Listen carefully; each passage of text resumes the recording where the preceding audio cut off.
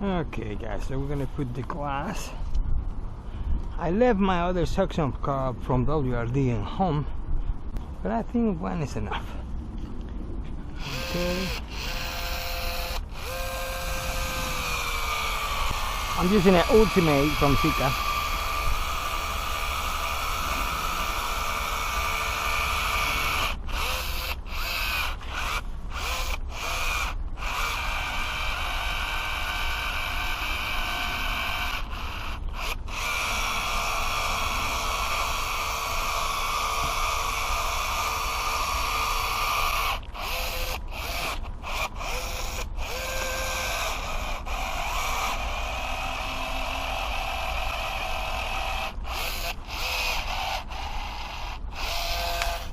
Okay guys, I'm gonna set this glass here.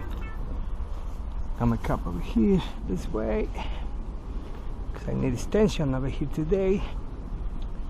Little go. Alright, and now I'm gonna set only the clip is right here, so no big deal. And the other guy right there is gonna hold my glass, and that's it.